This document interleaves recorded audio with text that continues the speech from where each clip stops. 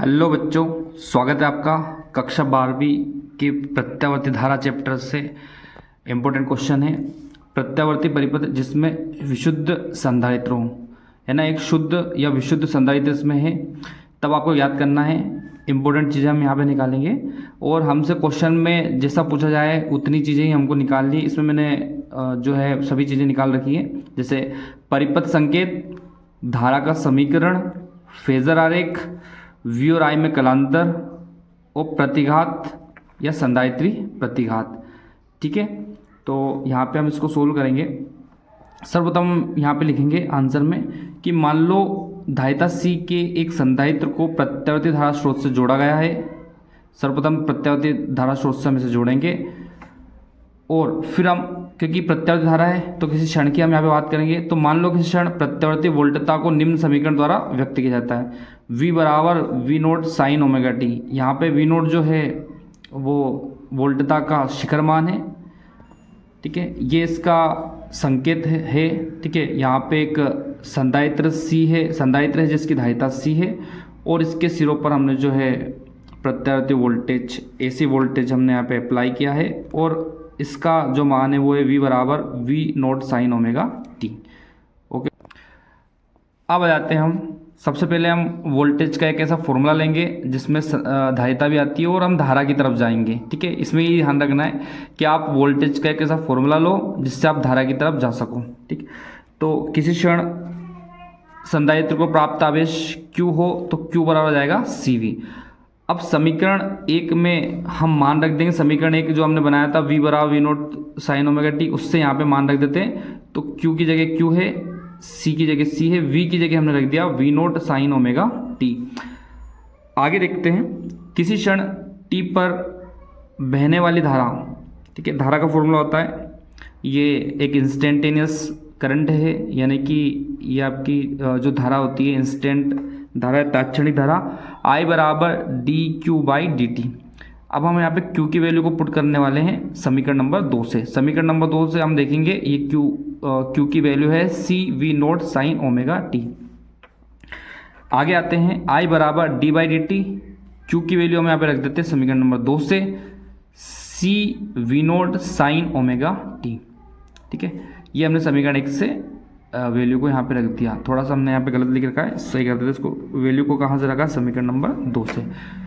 तो अब हम देख रहे हैं यहाँ पे d/dt लगा हुआ है, यानी कि यहाँ पे अवकलन होने वाला है t के सापेक्ष। तो जैसे अवकलन करेंगे CV नोट तो आपका एज इट इज़ रहेगा, अवकलन आप कर देंगे साइन ओमेगा टी का, तो अच्छा साइन ओमेगा टी पे d/dt लग जाएगा। ठीक है, जैसे अवकलन करेंगे तो आपको क्या मिलने वाला है, यहाँ पे साइन ओमेगा टी का हो जाएगा कोस ओमेगा टी और फिर ओमेगा टी का होगा तो इंटू में आएगा ओमेगा, तो ओमेगा को हमने यहाँ पे आगे ला के रख दिया। ठीक है, तो इस तरीके से जो है हम यहाँ पे अब कोस ओमेगा टी को हम बदलेंगे साइन में। क्यों बदलेंगे, क्योंकि हमने जब क्वेश्चन को स्टार्ट किया था वहाँ पे भी साइन लिया था, इसको साइन में बदल देंगे।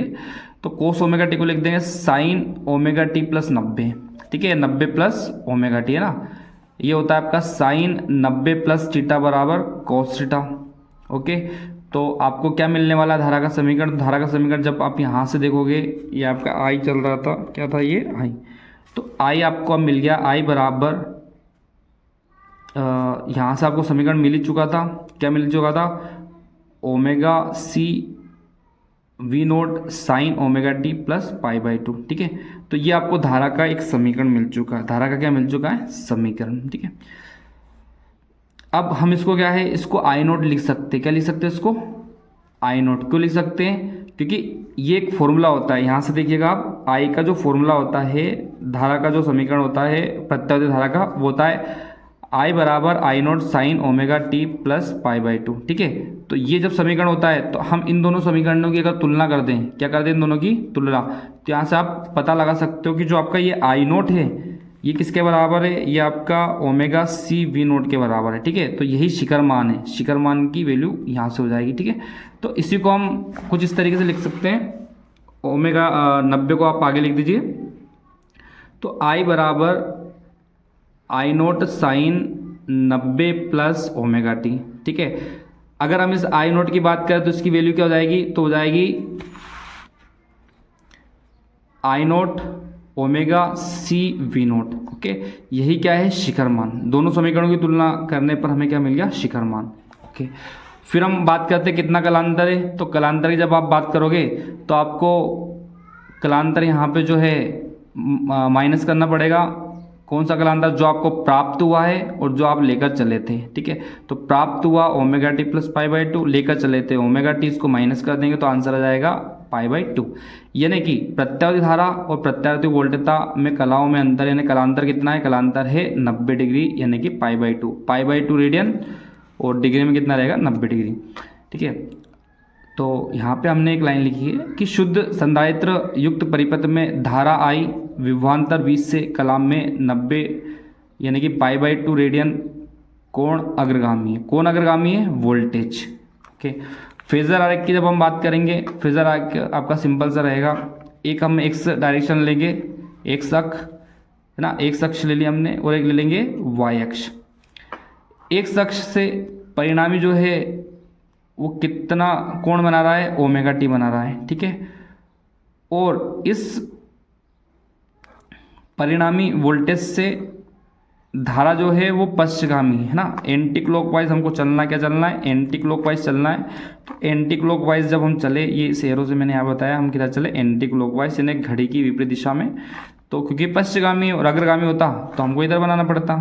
ठीक है, जब आप किसके लिए बात करेंगे, जब आप प्रेरकत्व के लिए बात करोगे तो वहाँ पे आई आपका 90 डिग्री अग्रगामी आएगा, लेकिन यहाँ पे वोल्टेज से धारा जो है वो 90 डिग्री क्या है, पश्चगामी। ठीक है, इस तरीके से हम जो है फेजर आरेख बना देंगे यहाँ पे, और इनके बीच में जो कलांतर का आरेख है वो कुछ इस तरीके से बनाएंगे हम कि अगर आप एक्स पे लेते हैं वी को का लेते हैं एक्स एक्सिस पे, तो आपको पीछे जाना पड़ेगा एंटी क्लॉकवाइज कितना, पाई बाई टू, यानी कि विभवांतर से धारा 90 डिग्री पश्चगामी है, यानी कि पाई बाई टू रेडियन पश्चगामी है।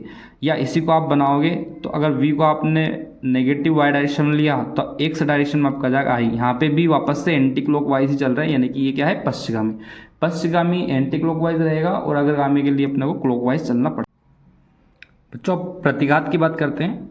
तो प्रतिघात निकालने के लिए आपको शिखर मान का फॉर्मूला फिर से लिख लेना है, जो अभी आपने डिराइव किया है, आई नोट बराबर ओमेगा सी वी नोट।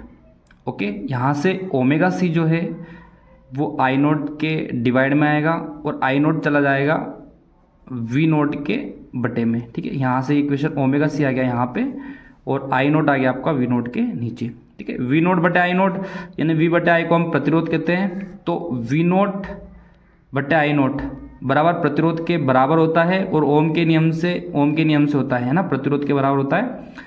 लेकिन इसे संधारित्र सी के कारण हम प्रतिघात कहेंगे या संधारित्री प्रतिघात कहते हैं, और एक्स सी से दर्शाते हैं। किससे दर्शाते हैं, एक्स सी से।